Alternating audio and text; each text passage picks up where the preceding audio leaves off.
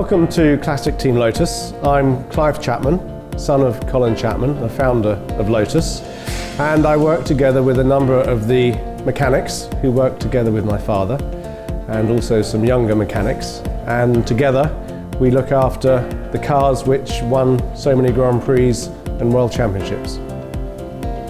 This is the Lotus Type 25 from 1962, and it really represents a revolution in racing car design. Instead of a space frame chassis with lots of little tubes, effectively my father did away with the space frame chassis, and he created a chassis from two booms which run down the side of the car, and effectively they were the fuel tank. So he made a chassis out of the fuel tank. They were joined together with bulkheads, and all of the petrol for the car went inside each boom, inside special safety bag tanks. So although the driver effectively is sitting inside the fuel tank, it is much safer than the previous space frame chassis. And this was a very similar type of chassis design to in the Lotus Elan, which was a road car. And the advantages of safety and stiffness really were a very big step at that time. Once Lotus had introduced this design, a completely different kind of design, then all the other teams realised they had to copy this. So for 1 year, in 1962 and 1963, Lotus had a very big advantage because all of the old cars had to be thrown away, and it took them some time to design new ones. Jim Clark raced this actual car in 1963, and he won 8 Grand Prix out of 10 in that year. So it really does represent a fantastic slice of motor racing history and Lotus heritage. And this year at Goodwood, the big race, it won for the 5th year in a row. So the old mechanic and the old car are still realising great things. This is the Lotus Type 72, which was designed in 1970, and it dominated Formula One. It raced until 1975, maybe the greatest ever Formula One car. It won 3 World Championships. One of the big features of this car is the wedge shape, which was all to do with minimising drag, which in motorsport was extremely important at that time, and is something which has become much more important with road cars. So this is a good example of motorsport technology leading into production car technology. First of all, to begin with in sports cars like Lotus road cars, but then even now today, the average family MPV, drag is a really important factor.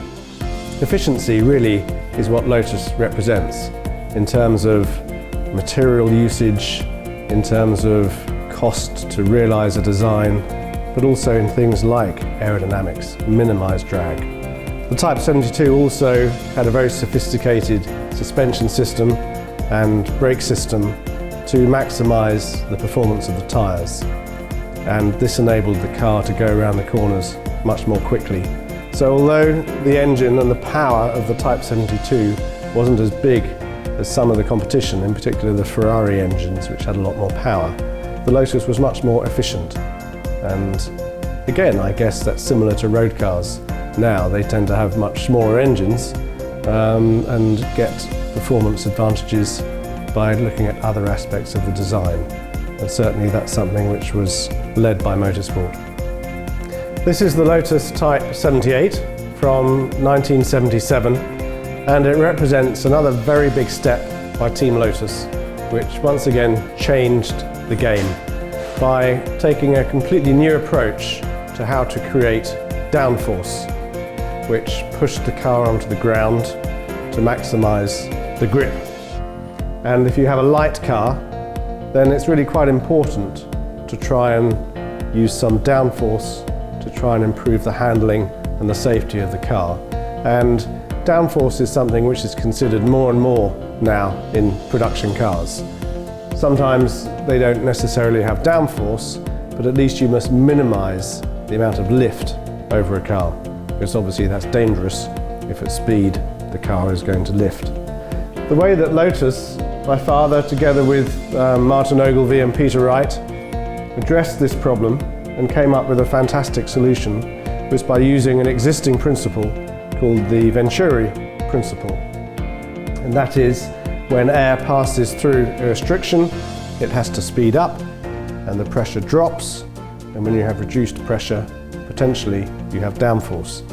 And the way they realized this was to curve the underside of the side pods of the car.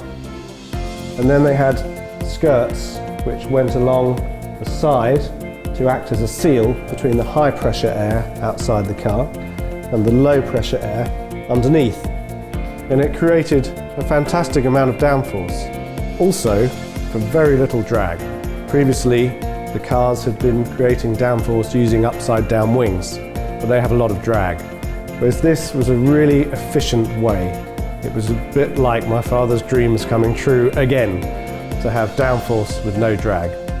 And it's another good example of Lotus innovation, and certainly it's something which was introduced to the Lotus sports cars quite soon after this.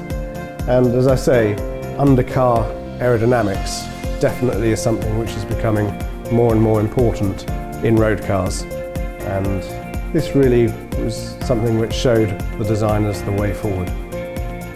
So this is a carbon composite monocoque Formula One car, and Team Lotus was the first team to run such a car on track and to take one to a Grand Prix. Unfortunately, the car in which it was fitted was banned. It was quite a controversial design, very complicated aerodynamics with a twin chassis.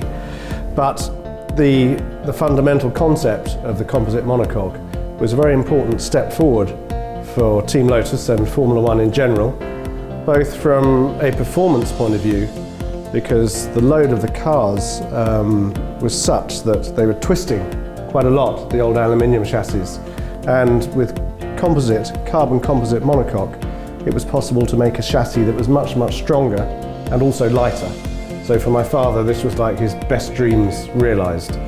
10 chassis were made like this by Team Lotus, all in-house, and all 10 survived, despite the driver's best efforts sometimes to write them off. The other big advantage of carbon composite, of course, was that the monocoques were fitted with a crash structure at the front, and they were so much stronger that they were able to withstand an accident, whereas previously the aluminium chassis really weren't designed to have an accident. And Formula One, the safety of Formula One is so much better today, and really the roots of that are set in this very first carbon composite monocoque. At Classic Team Lotus, we keep very busy looking after the history of motorsport, and we think this is important because it represents so many innovations through the 60s, 70s, 80s and even 90s. Formula One today is very different, of course, but I think they look back to history to learn lessons, and we also enjoy looking after the old cars because they represent such great achievements. Also, with the Lotus road cars, sometimes they were racing as well, and we look after those cars too.